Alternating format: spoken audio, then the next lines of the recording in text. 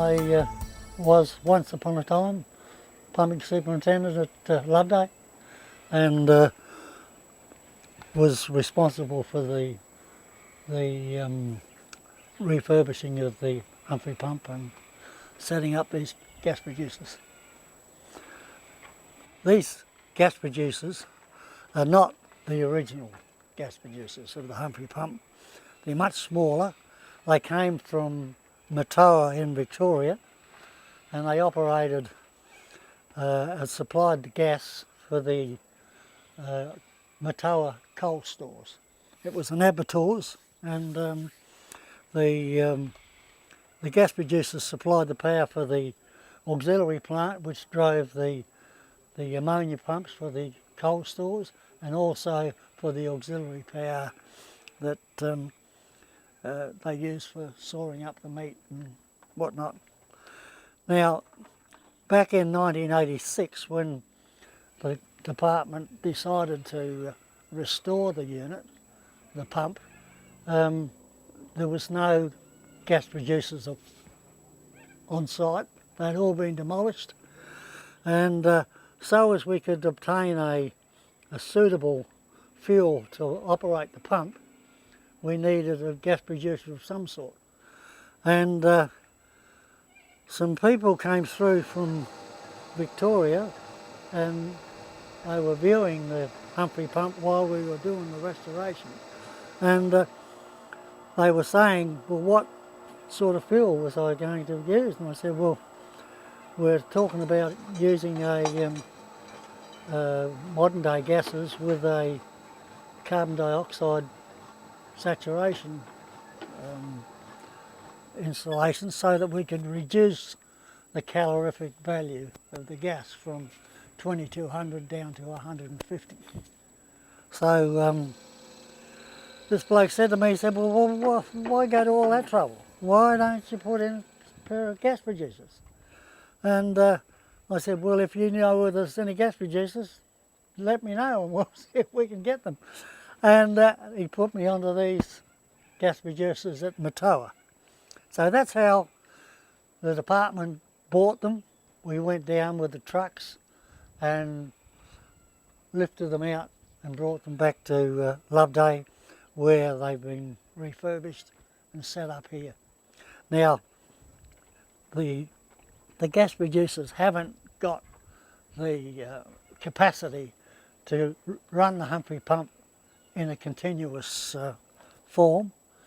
So what we've got to do is produce enough gas to fill up the gasometer, which is just through here, that big tank in the ground, and we fill that first, and when we've got good quality gas, we can then run the Humphrey Pump for around about a half an hour, and that's as long as we can run it. The other problem is that we haven't got anywhere to put the huge amount of water that's supplied by the Humphrey Pump, 1,250,000 gallons an hour, and after a short time that small irrigation channel that we've got left is full to the brim. So we've got to bleed it back into the river through bypasses in the electric plant, and that's virtually how it's got to operate. Now, the producers themselves were coke-fired gas producers, but nowadays you can't buy gas in coke. You can only get coke that's been used for steel manufacture, and the porosity of the coke is so fine that it doesn't give off a good quality gas. So what we've done through experience, we've tried Yallourn briquettes from Yallourn coal place at Victoria. They supplied briquettes for a while, but they more or less, one day it'll be good, another day it'll be absolutely hopeless. So Bob Chamberlain, one of our original engineers, said, well, why can't we burn charcoal? And well, I don't know. So we decided we'd try charcoal, And since then, the gas problem has been pretty good. So, here they are. They're brick lined. And what we do to start them up, we put in kindling wood in the bottom. We open up the top, and then we drop inside the hopper a big heap of mallee or box timber, you know, cut in the short lengths that will drop into the butterfly valve. Now, we bring it up to about that level there, and then on top of that, up to the butterfly, we put in about 3 or 4 bags of charcoal. When we're ready to start, we close these doors here. Now, underneath the bottom of here is a stilling chamber, is a steam chamber. When we turn on this here, that water runs into there. It acts as a preheater and then dribbles over there and back into here and maintains a steam chest over the top of this, full of water. And as the producer gets hotter and hotter, so it produces steam. And the steam, when the blowers are switched on, draws in that inlet there, brings the steam down the outside and up through the fire. So we get a gas enrichment that, depending on the steam, which we need to enrich the gas to bring it to that good quality. What we consider good gas, we have a test light which we turn it on, just stick a match to it, and it burns a flame. Now, if that flame's a nice straw colour, it's good gas. If it's blue and it's got a break in the flame, it's too much oxygen, so you leave it a bit longer before you start drawing it off and supplying it into the gasometer. So that's basically what we do for starting. So that's shut. We lift these little latches here. We put kerosene to get the kindling wood going. And on the side here we've got a fan which draws the air through the fire.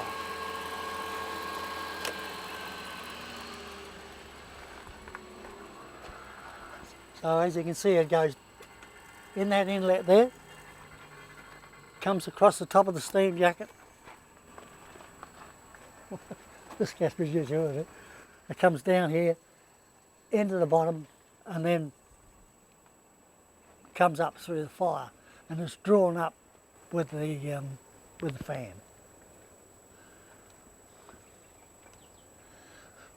This tall cylinder here is what we call the scrubber. It's filled with rock. Sometimes I used to fill them with coke. There's a water spray at the top which sprays around the outside of over the top of the coke or the rocks, and as the gas is drawn off, it comes through here and into the bottom and goes up through the scrubber, and that washes all of the impurities, the sulfides and all the rubbish off the gas, and it comes out through the fan and over to the gasometer. So that's virtually what happens. Now, until the steam starts to be created, the gas is virtually useless. It won't burn.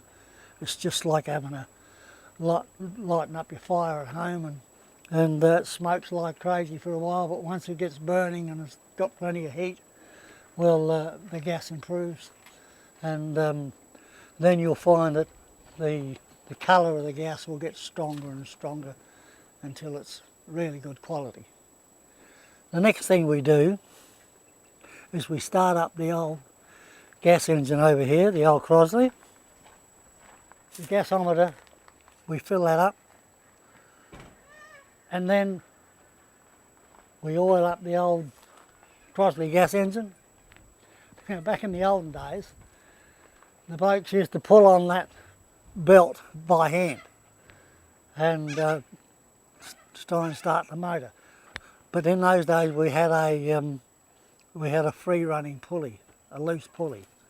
But now we've only just got one pulley on it, and so it was almost impossible to try and get it going.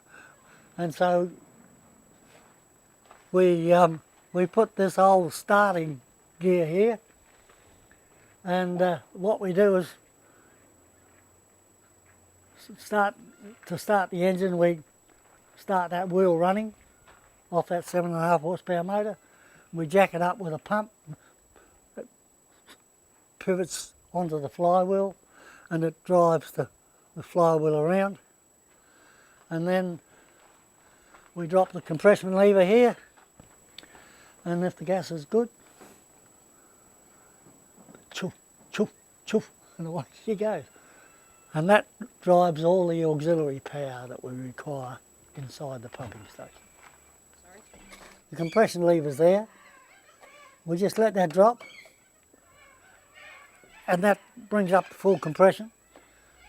The motor has enough horsepower to be able to drive it over against compression. As the engine's spinning over, that's what happens, you see. It spins over, that's coming up against compression now.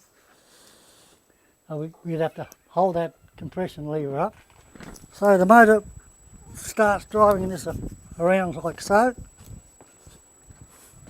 So you can imagine trying to start it manually is pretty hard. So we're cheap now with an electric starter, and when he drops that lever there, up she comes against compression, and that will fire the engine. Only runs very, very slow, and that's it. Usually it's no worries starting it. It goes choof, choof, choof, choof, choof, choof. You know, very, very slow operating. And yes, over the years when it was, I used to start this up about 10 o'clock at Sunday night when the Humphrey Pump was operating as an irrigation unit, and they'd generate their own power. They had a 110 volt generator there, and they supplied the power for the whole of the pumping plant. There was another vacuum pump there that siphoned out any air that was in that rising main that's going up the hill there, and that valve you see on the top of the apex, that is closed, and that used to create a vacuum so that when the pump started operating there was a siphoning effect, and it made the pump much more efficient. When we first restored it, we used to put a rope around that flywheel. See the drive pulley? We used to put a rope around there, open that gate, and hook it on the back of the four-wheel drive, and then when we were ready to start, we'd drive across that little short bit of track, and it'd pull the old flywheel around, and it was usually enough to get the old engine started. One day we had a bloke, a real large tourist crowd were here watching. There was a group on this side of the car, and there was a group on that side. Two blokes were talking to one another. And what happened, one was saying, "Oh, I've got so-and-so," and he ran across the front just as I'd planted the foot on my four-wheel drive to get this moving, and it was a real close encounter. So after that we said, no, we can't have that happening. People stuck up either side, pulling a rope, we'll have to do something better than that. So that's what I made up to do the job. So that's the starter motor. This being the original magneto, it still works, but the spark plug was a great big cast iron unit about so long. It had a shaft and a make and break, and it used to flick on this flicking lever here. See this lever here? Used to flick like that on that little shaft on the side. So what used to happen, the mica washers eventually lose their insulation value, and when the gap would break open, your spark used to get less and less and less, and it got to the stage there where we'd get the engine going and something could go wrong and we'd have to stop it, and then it was hell's own job to get it going again all the time. So what we did, we cheated. We took out the body of the spark plug, put in a standard spark plug. We've got a micro switch here that operates on the can, right? And we put a T-model Tremolo coil down in the box here to create the spark. And that way we know it's sparking, we can hear it. And we don't have to worry about, because being a tourist setup, you don't want to be spending all your time trying to get things operating the old way, which sometimes took hours and hours. So the idea was to cut out another long, drawn-out job of trying to keep the motor going, because without this, nothing else ran inside. So we required the gas producer to operate the compressor to start the Humphrey pump. Yep. This is how we load them. Now, this butterfly valve must be closed. That stops any explosions coming up from inside the gas producer itself. So that seals it off. We open that up, grab a bag of charcoal, tip it into there, close it up, and open this, and that in turn drops it down into the fire. We bring it back again, tip more charcoal in, and we do that until the charcoal is right up to the butterfly valve. And by that time it's full. We close it all off again. And we do the same on the second producer here.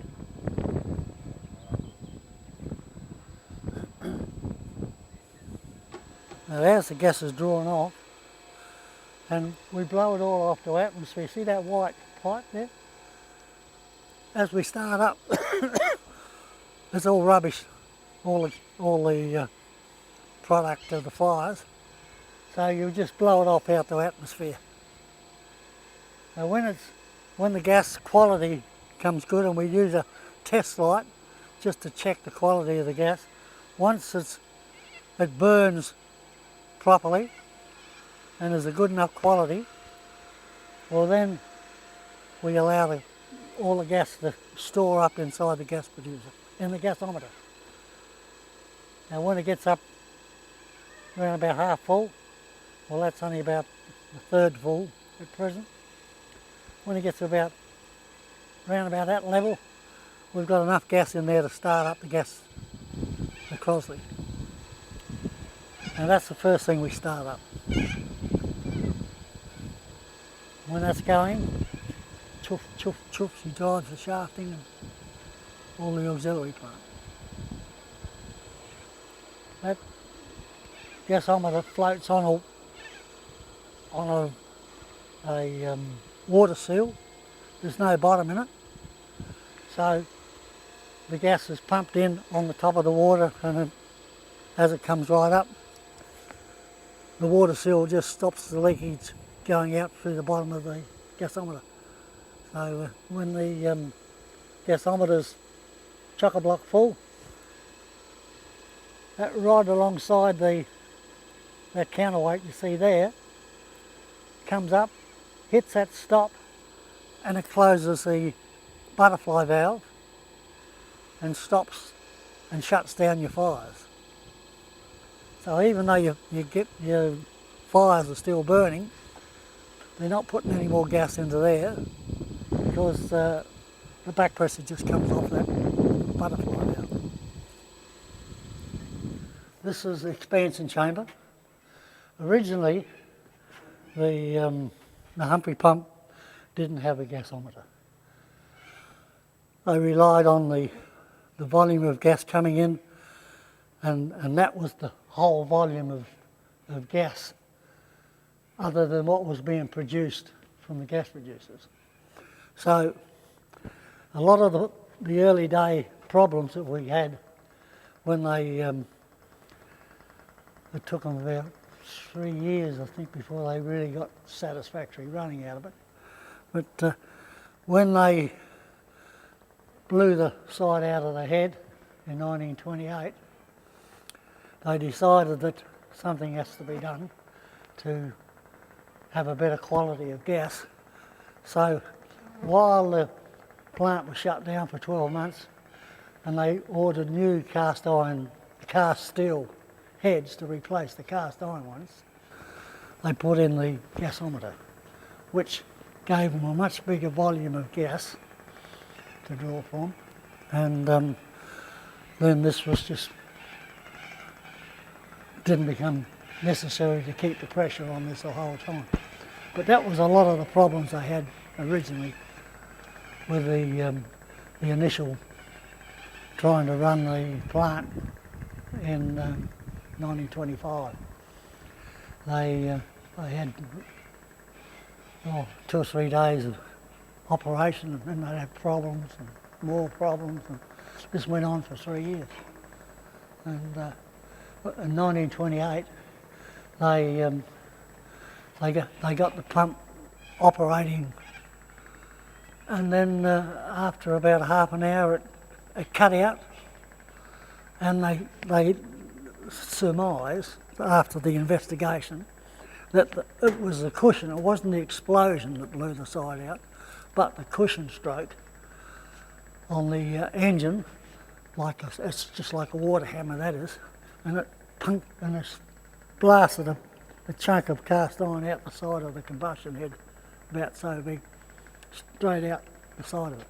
And after the investigation, they decided that it was a porous casting, and the warmth and the under combustion and the chill factor in certain parts, and there could have been blowholes in it, that they decided that it was the cast iron head that were at fault, and they replaced them with cast steel ones.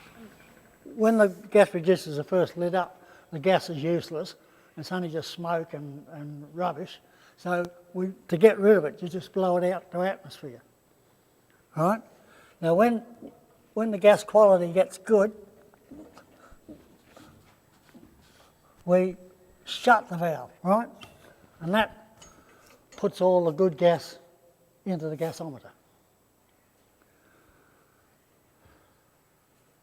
So it's only a butterfly valve. That's being open now. You got any funny stories?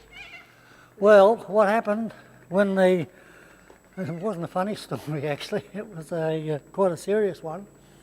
Bill Joyner was down there, and he was the superintendent at the time. When the cushion stroke came back and the water hammer blasted this piece out, it blew the side out the end, out of the side of the combustion head, and it trapped him on that lower floor. Now, when the pump stopped, there was nothing to stop all the water from the channel, the play pipes, and everything from flooding down the bottom. So all that area down the bottom was flooded, and he was very lucky that he possibly didn't drown. But because the second, if you'd like to come here, just here, that pit and this pit, this is A unit pit, and that's the B unit. Because the floor level, see where the river level says that sign on the bottom rail? Yeah. Can you see it? Well, that river level, now if the penstock valve's all open, that's the level that the water's about 18 inches deep all over that floor. And he was stuck down there, and all that water came back here, and plus the water coming in from there. And in those days, I had to wind the old penstock down by hand. It was a mammoth job to time. But luckily, they got them closed, and most of the water dissipated into that well, and he was okay. But no, it was pretty scary.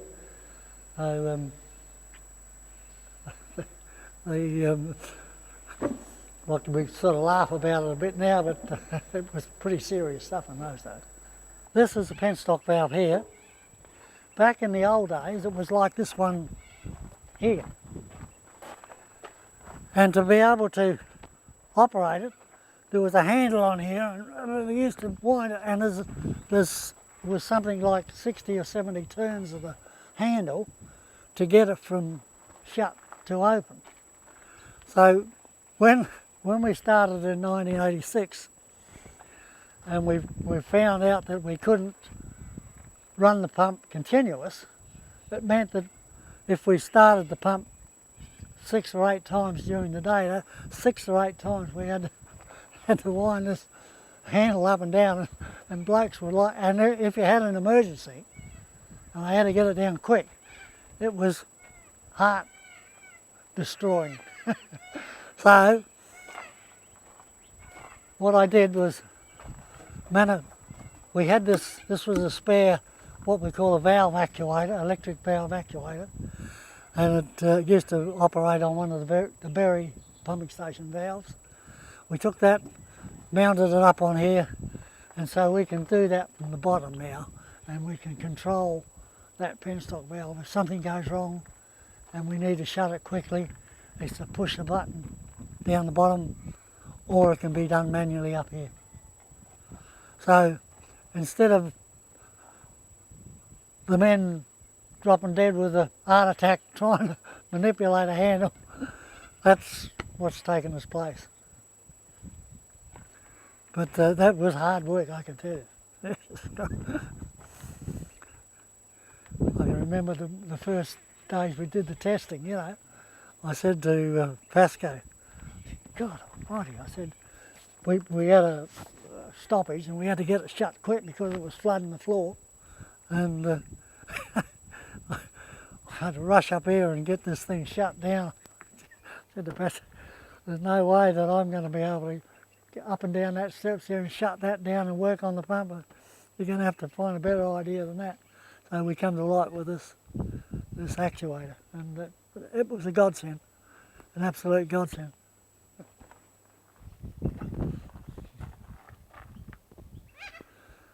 This is the other ventilator valve. Originally this was the only one, ventilator valve. And when we refurbished the pump in 1986, we found that we couldn't get the volume of gas from 2 gas reducers through this one pipe. When they had the original gas reducers in, they had a separate exhausting system out there in the gas reducer house. And this was just to flush through the mains to get rid of all the oxygen and get good gas through. But when we refurbished it, we needed to be able to get rid of the smoke and all the rough stuff. So we put another vent pipe on the top of the expansion chamber. So we had two. And that made all the difference in the world. This here is our test light. When the gas is good, we just light it. If it's good, it's a nice, strong, straw-coloured flame that comes out to about there.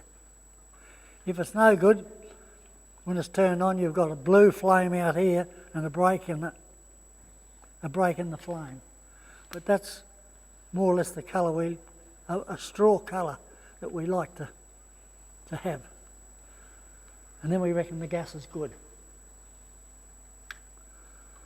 When the overhead shaft is operating from the Crosley engine, it drives all of the auxiliaries. Now, as I told you before, there was a 110 volt generator, there was a vacuum pump, there was a exhausting unit. That pump that you see there was also driven off the shafting, and that ducting sucked any gas from over the top of the engines out and blew it up into the atmosphere, so that people weren't supposed to get gassed. This compressor here, this is the more or less the life of the Humphrey pump. Without this, it's impossible to get the Humphrey pump going. So what it does, we pull the striking gear on. Just at present we've got an electric motor sitting on there just for testing purposes. But that striking gear there can be operated down, see that lever that goes down there? So we pull that striking gear across, and that runs that belt over to this side, runs the belt over to where the second belt is, and it drives the compressor. Now that compressor draws one cylinder, draws pure gas from the gasometer, from that expansion chamber. So it just draws pure gas. This pipe goes out to atmosphere, and that pumps pure air. So when we're ready to start the pump, we pump in that first charge a mixture of 50-50 gas and air. So this runs down there and down to the Humphrey pump, but I'll get to that a little later on as we're ready to start. But without that, it's impossible to start the pump, because the first charge must be pumped in. And as you can appreciate, the old type, these gases are very, very corrosive. The biggest problem was valves, build up of carbon and tar, and the other was that the corrosive gas used to do the rings in very, very quickly. And it was the same on the old gas engine, the old Crosley. The gas is very corrosive, and it's required regular maintenance. Probably this should be done every couple of months.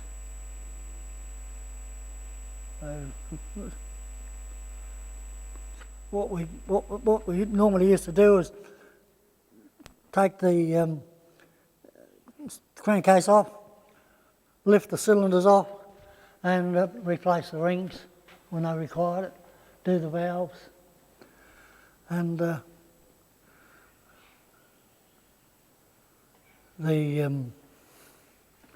flap valves on the top. We had special spring-loaded valves that were replaced. They were replaced fairly regular, And even since we've done the restoration of the pump, that probably gives us more problems than anything, because occasionally the valves break in half inside. They're only flat, like a reed valve, and they just bounce up and down, and they eventually crystallise and just snap in half. So, and you can tell you start to have big problems trying to start it, and you after trying everything that you can think of, you come back to the compressor, and 9 times out of 10, it's the compressor, the valves. This pump here was the old pit pump, and it used to run off that old Lister engine that's up the top there, and that was wholly just to, when the pump was shut down, to empty the well, and it just pumps the well and pumps it out into the river again, and so we could clean the wells, get all the fish out. Sometimes I used to take a couple of barrel loads of fish out of the well back in those early days. So this is the well, and as you can appreciate, when that is full to this, when it is at the normal operating level, which is up against that white float there, there's a lot of water in there. Now we can regulate that to maintain that level by the penstock valve, which is out in the river.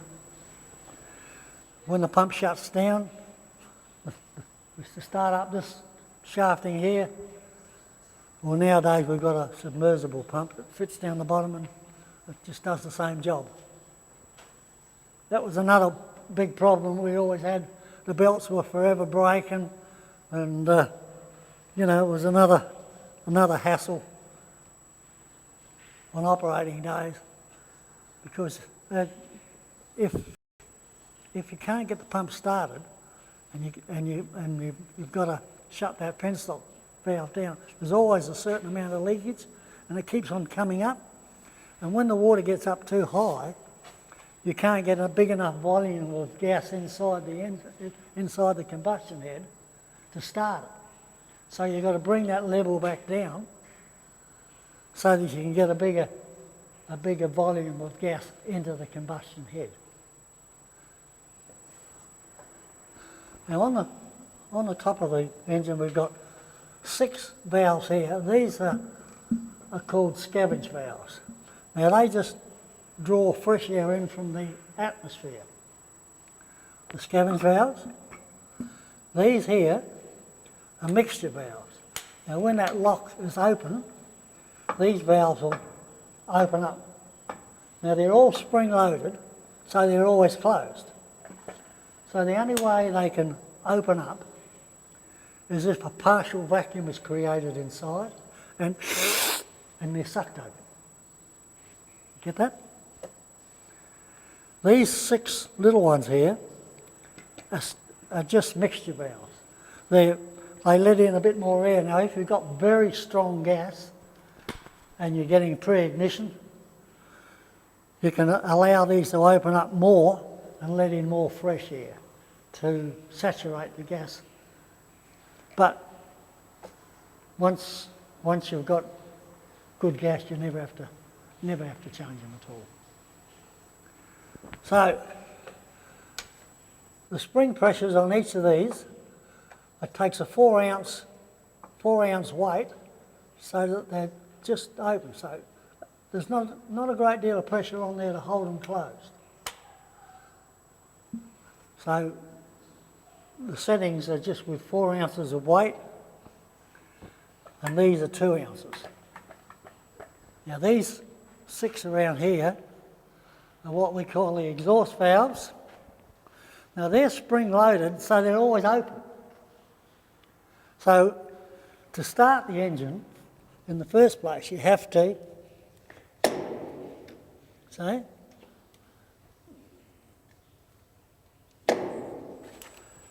Now when we're starting the engine,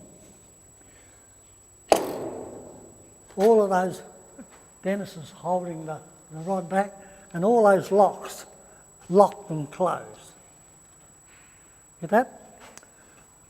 So we go around the whole 12 of them, lock them all up like so that when we pump in that first charge, now also we've got 6 spark plugs. They're in a brass body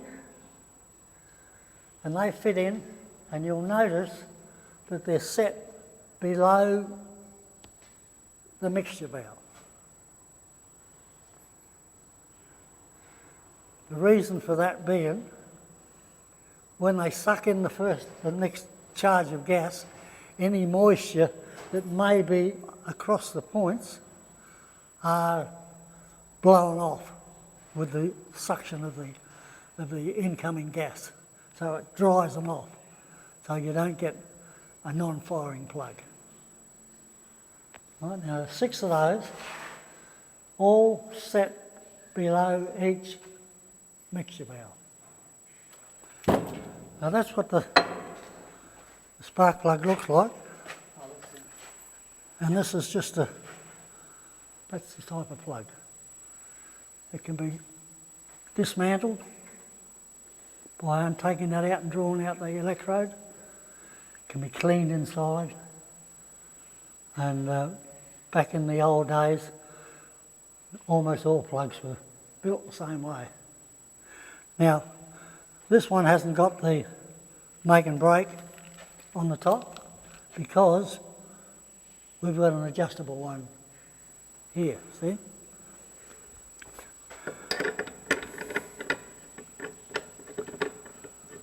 So how often would you have to change the spark plugs? They sometimes would go, they'd run for 30 days, an irrigation, and they may have to change 2 or 3 plugs over the whole period. Sometimes they get no.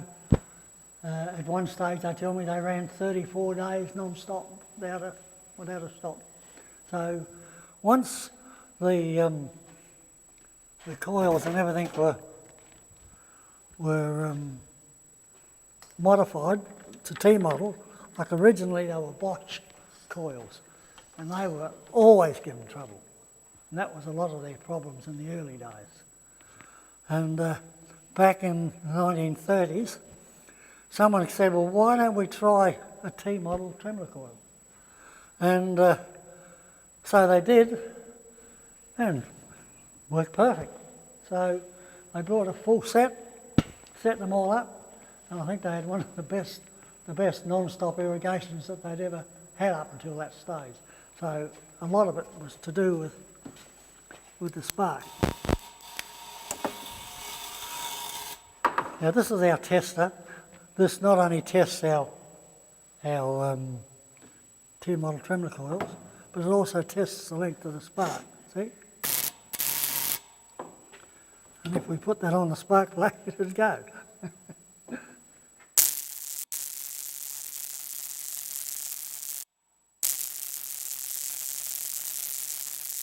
That's the sort of spark.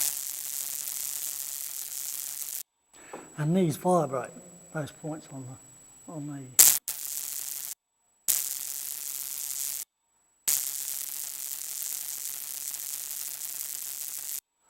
So that's what we call the tester.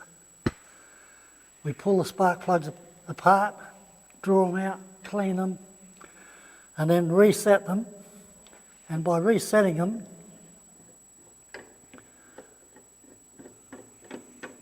inside, this external electrode screws right down and will touch this one.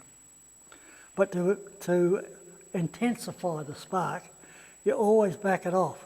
So you would undo that lock nut, screw it down to a touch, and then turn it back one full turn, and then lock your lock nut, and that would give you the gap inside the spark plug to intensify the spark, to give you that nice long, rich, blue quality spark.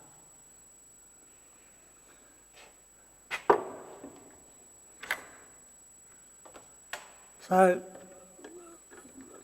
there was always an ongoing maintenance going on, like and they would, the engine drivers would always have a set of spark plugs ready to go to replace. You know, if they had to stop the pump, they'd stop it quickly, change over the plug, whack, boom, start it up again.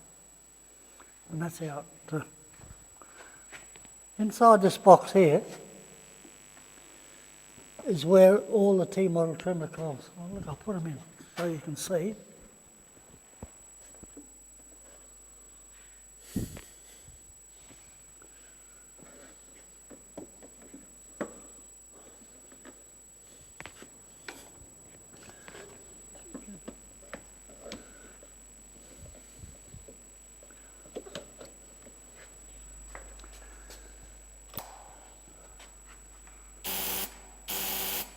That's it. So when I push that button, the 6 spark plugs fire simultaneously. So that's the method of creating the first firing stroke. The light at the back gives us an indicator of the timing.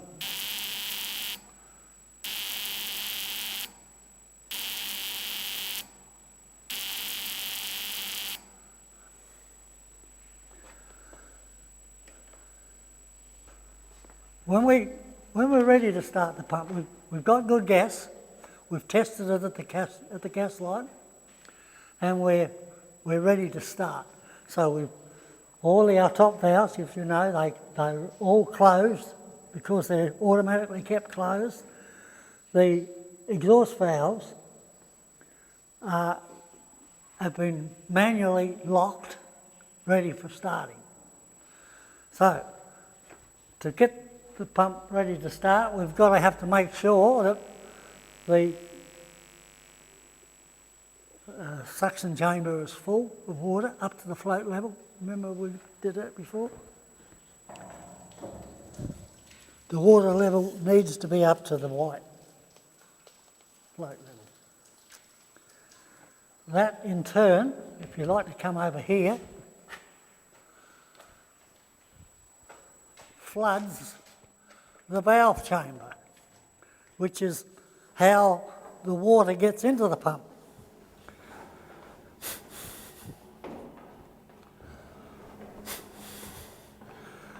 Now you don't get hot down this part.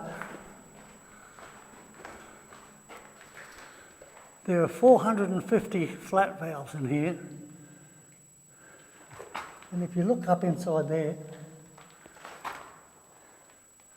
and they are lightly spring-loaded so they're closed.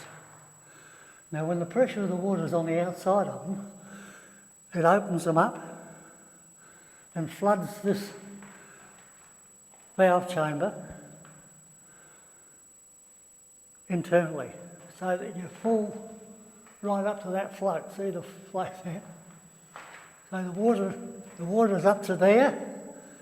It fills up the inside of the pump to the same height. Right, so we've got a pump full of water,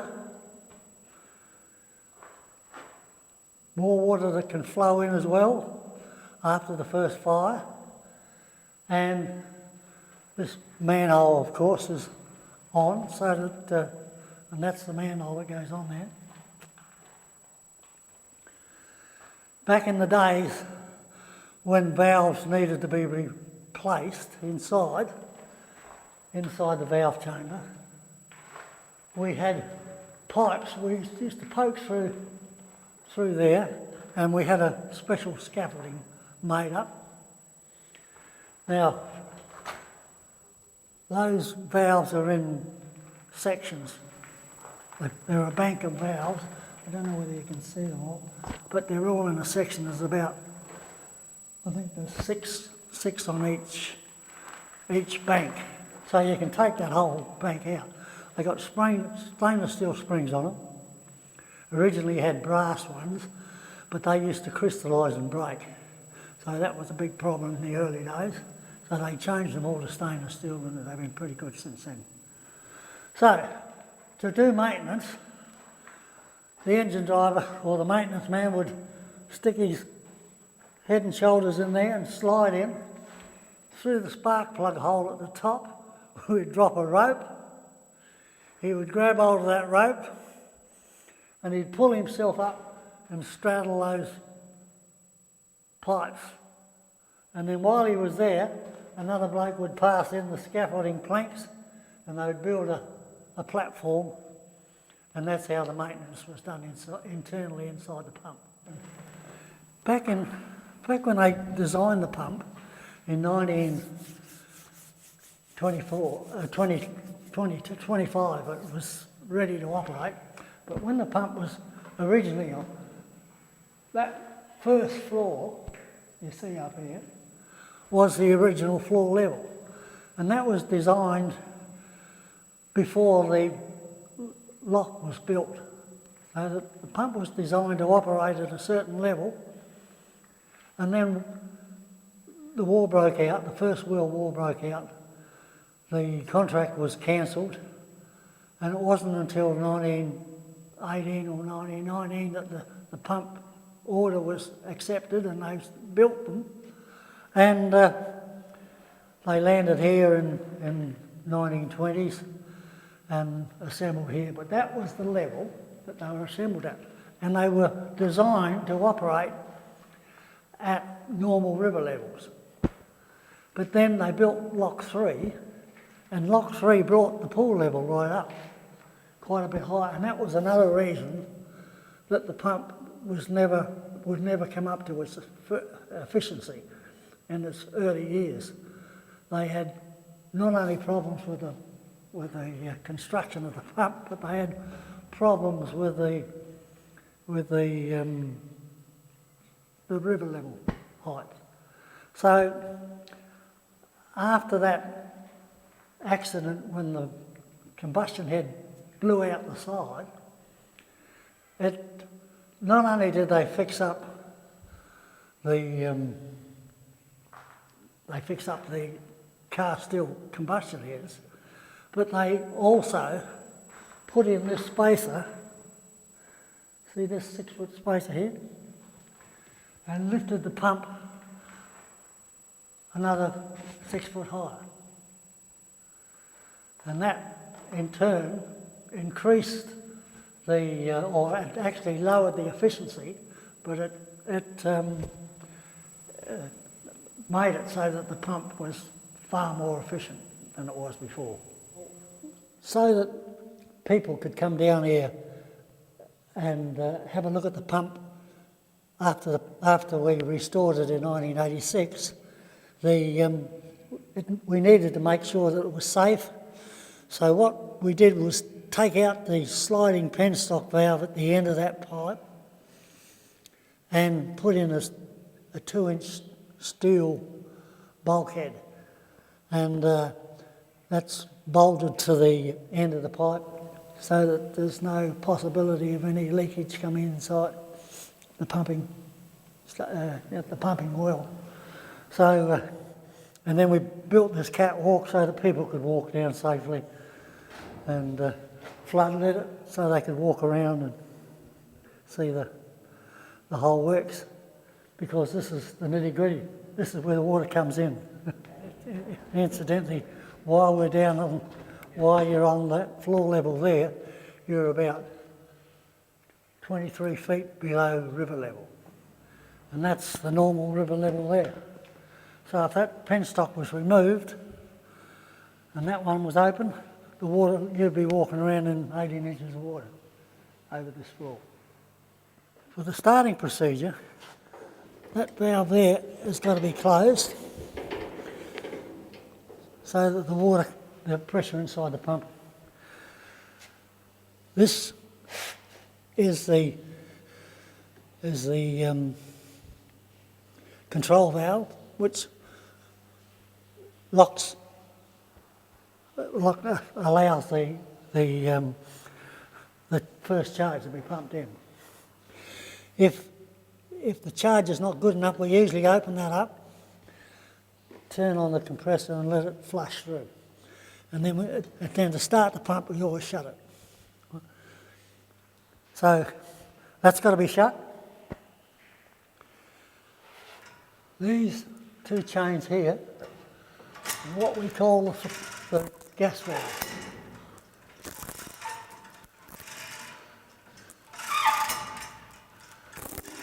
And they open up around about 6 turns. 6 turns of the valve.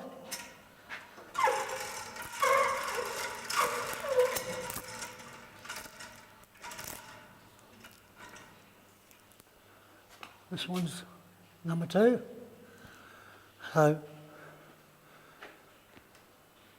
when that was originally ready to start, you would open those up so that you had full pressure of gas right down to your head. You would close off the blow-down valve, undo the exhaust valve, the compressor cock, and start the compressor on that striking gear. And we would push that out, bring that across to there, and that would start the compressor up. And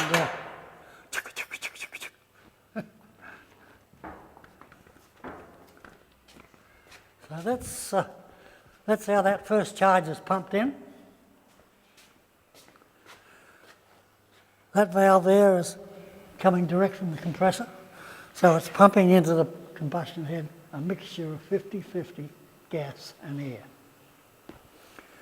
If it's good quality gas, great, because after 5 to 6 minutes of operating time, we shut that valve,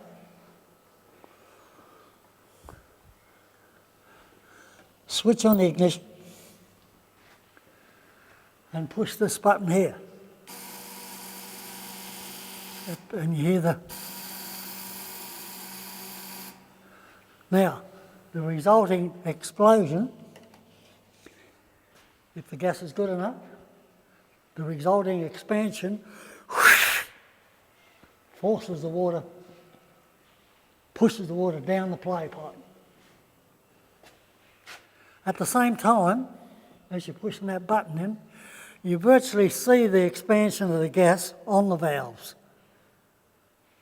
There's not much movement there, but just through experience you know.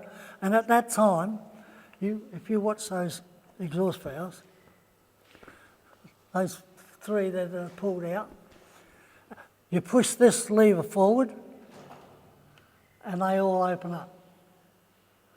As the pressure inside drops below atmospheric, they all open up.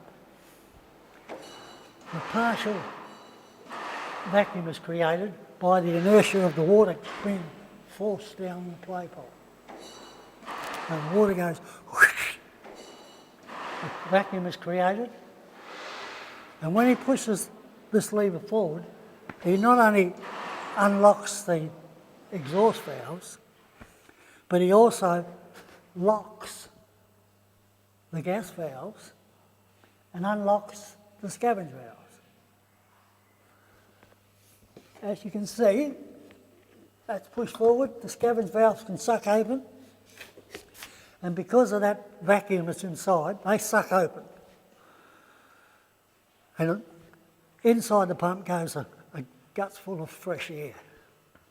That sits on the top of the water and the burnt gases that are also on top of the water. The water has gone down the valve chamber right down to the bottom of that valve chamber. And because there's pressure on the valves in that valve chamber, the water that went up the play pipe is replaced. So the water went up the play pipe, it's replaced, and then all of a sudden it stops, it's got to start to return. So as it returns, comes rushing back up, and what it does is all of the exhaust valves have opened up automatically. It pushes out the burnt gases out the exhaust pipe, which is this here, and that goes up through that. See, that's the exhaust pipe there. So that's the exhaust pipe, and it blows up, and it goes up through that big concrete and out the chimney stack up top above. So what's happened? The water's been driven down the play pipe. The inertia of the water created the vacuum. Because that lever's been pushed forward, the exhaust valves have all opened up. The scavenge valves are unlocked. The mixture valves are locked. So the water rushes down, it sucks in that fresh air, and then replaces the water through the valve chamber. Then it starts to rush back again. This time it pushes the water, the exhaust gases get pushed out the exhaust pipe, and as the water hits those exhaust valves, it slams them all shut. Right? The engine driver pulls that lever back and he locks them. Now he's not only locked them, but he's also locked the scavenge valves. But the water can't stop. It's trying to continue onwards. And as it continues on, it compresses that scavenged air that was sucked into the combustion head, compresses it into a tight elastic ball. And then it bounces out again. Now this time, it hasn't got quite the same energy as the explosive firing stroke, but it's still got a lot of energy. And the water bounces out, and this time, because the exhaust valves, the gas valves are unlocked, and all the other valves are locked, the inertia of the water bouncing downwards also drops below atmospheric, creates a vacuum which sucks in the next charge of gas. So that's the only way the next charge of gas can get in. Right? Now at the same time, the water is bounced down below the water level in the sump, and more water rushes inside the combustion chamber. So that rushes in and then stops, and then it rushes back up again. But this time, old Douglas is here, and we hit the button and fire the charge. So we never fire that button until the exhaust valve, the mixture valves are closed. Because if you fire it beforehand, not only does it fire in there, but it'll fire right out and blow those gas bags completely out the top. And when that happens, there's a big bang, I can tell you. So, that's one cycle.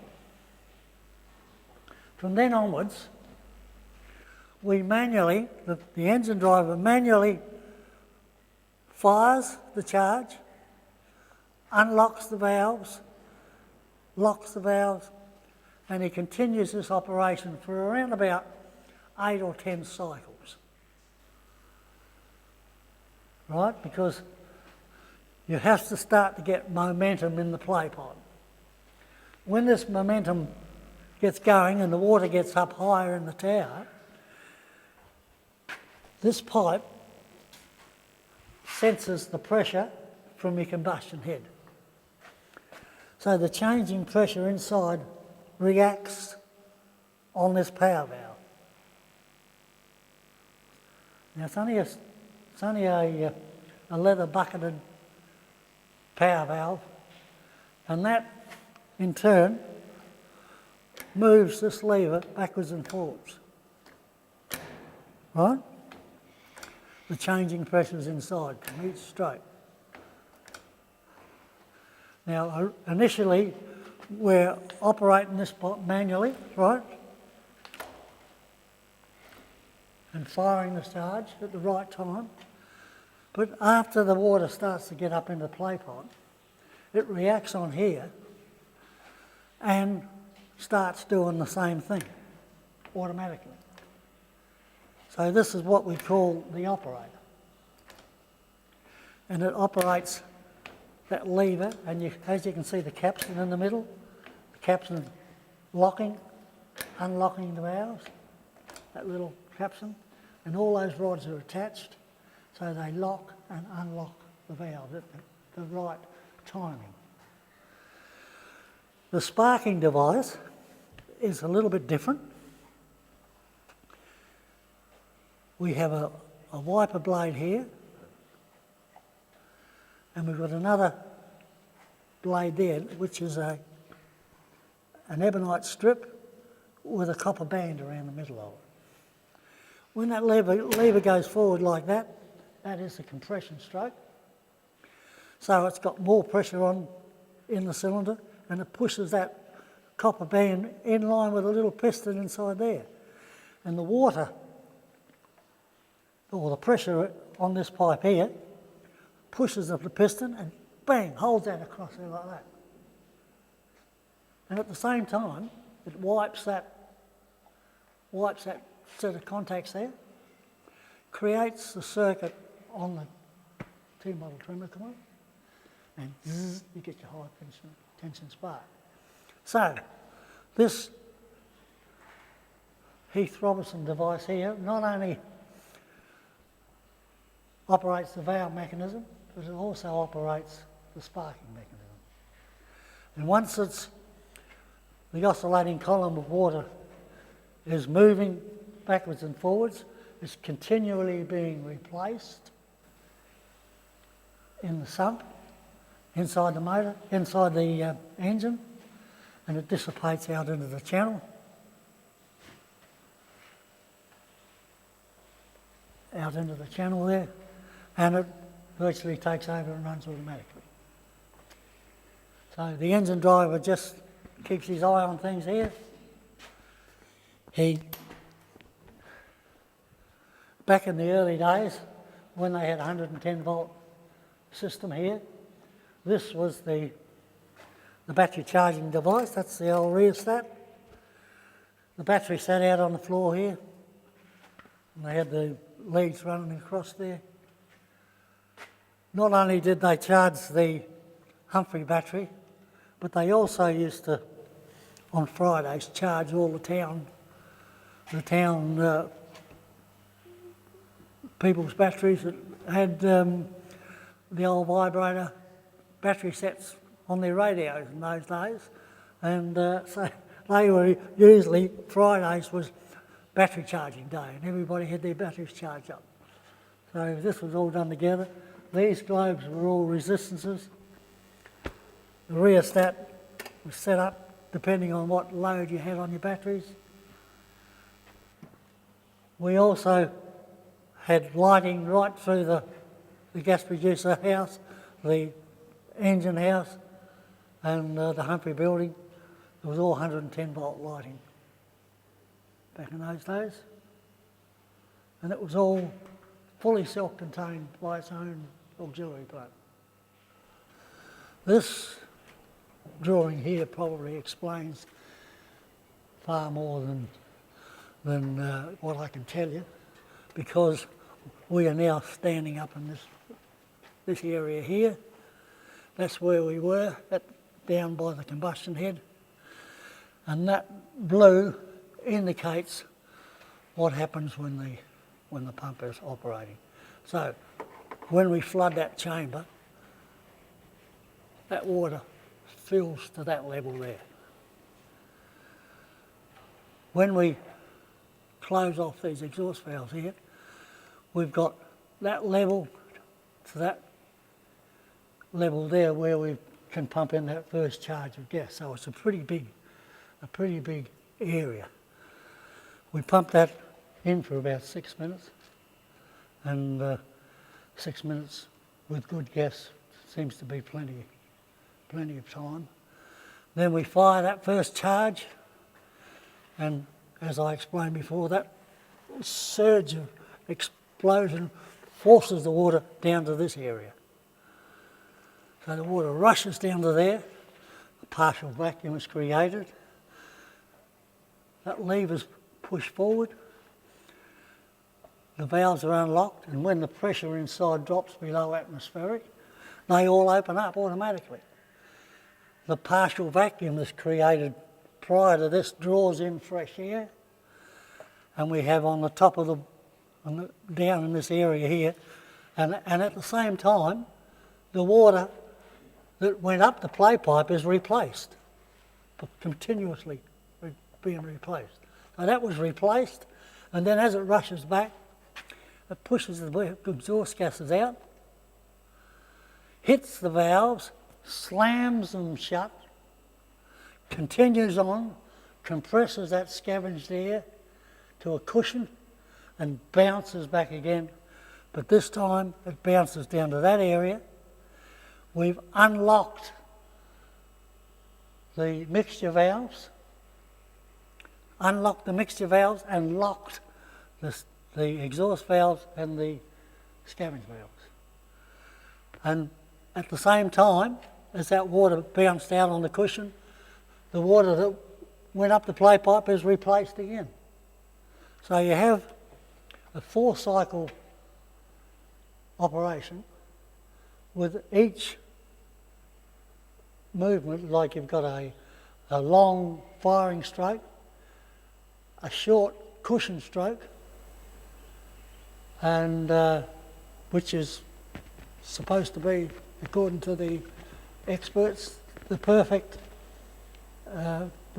cycle of firing with a short induction stroke and a long working stroke. And that's about it. That's about as much. And as I say, the water dissipates out into the channel. And in the early days, that vacuum pump, I haven't got one either, but that kink in the pipe that you see at the top on the rising main, by creating a vacuum there, that created a siphoning effect on the pipeline so that you got a much more efficient operation of the Humphrey pump. As I don't know whether I told you or not, but the Humphrey pump never ever came up to its original specifications. It was supposed to pump 1.5 million gallons. The best they ever got out of it was 1.4 million gallons. But it was never ever enough to supply the area on its own. And so to supplement the extra water they required, they had a steam plant running over in the National Trust building. And that used to supply about 360,000 gallons an hour. So with the Humphrey pump pumping 1,300,000, another 360,000 coming from the steam plant, they used to be able to supply the correct amount of water. The two Humphrey pumps operating together pumped too much, and they just couldn't handle the water in the area. So what they did was they ran one, and the second irrigation, they ran the opposite one and did maintenance while the other one ran. So there was always a pump operating, and the other one having maintenance done on it, right through. And but in 1943, the steam plant wore out.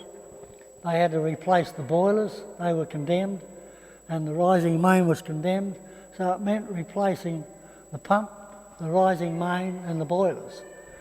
The actual cost of replacing it was just extortion, like it was going to cost them something like £300,000 back in those days.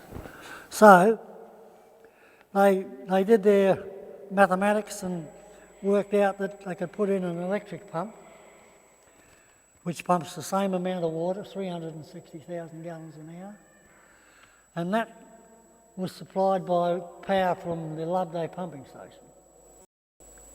Because the ETSA power and the Barmer domestic power didn't have enough power to supply regular, so they supplied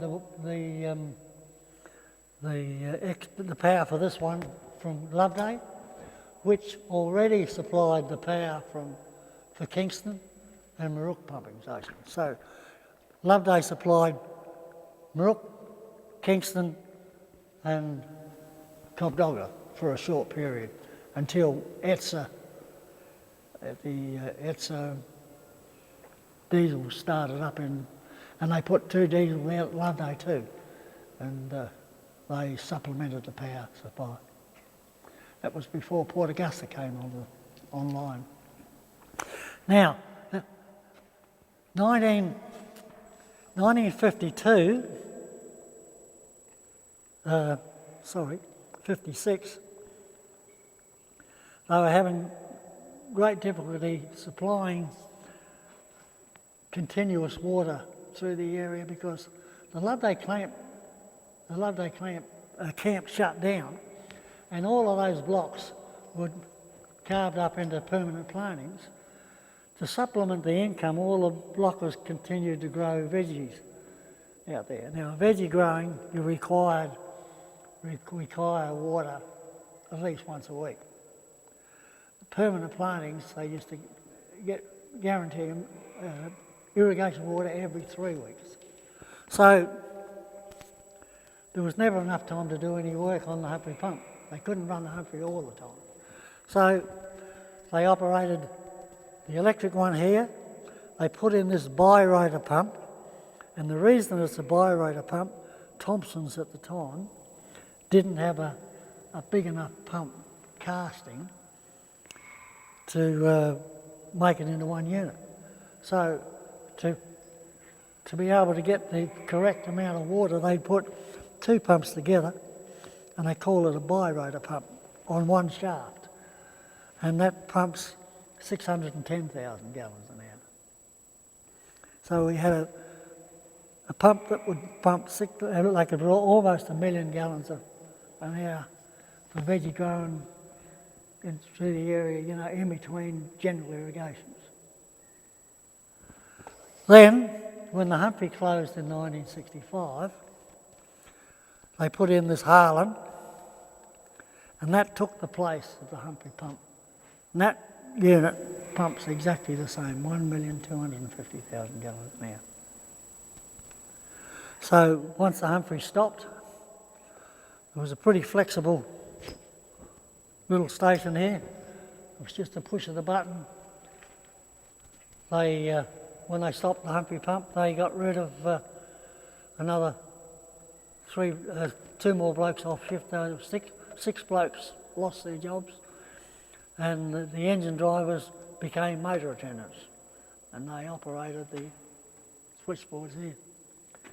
And these are the old ironclad, the old switchboards, contactors. And nowadays everything's got to be in cabinets. They don't have open switching on. People used to walk along here, come in looking at the pumping station, and all this is alive. It's 56 feet from the bottom of that bend inside of the, down in the valve chamber, up to the top of this. When the pump is operating, it operates right up to this level and bounces back to about 1 foot below that baffle plate. And then it comes up to the cushion, which is a half strike, and then it goes back again and firing strike. Because the water is above this apex of the pipe, it dissipates out into the channel at a rate of around about 1,300,000 gallons an hour. Flows over the weir. There was a recorder in that little tiny shed on the end there. that recorded the levels, and those recorder charts used to give you the exact amount of water that was going over the weir, and you knew exactly how much was being pumped. That little cable you see on that valve is to break the siphon, so that if your Humphrey pump was stopped at any time, you could break the siphon and stop it sucking the water back from the channel and siphoning back through to it. Because back in the days that they didn't have that electric actuator, I might perhaps go back and have a look at that, the actuator on the penstock valve, it was all done by hand. It was all wound down with a... I'll just go back and have a look at that.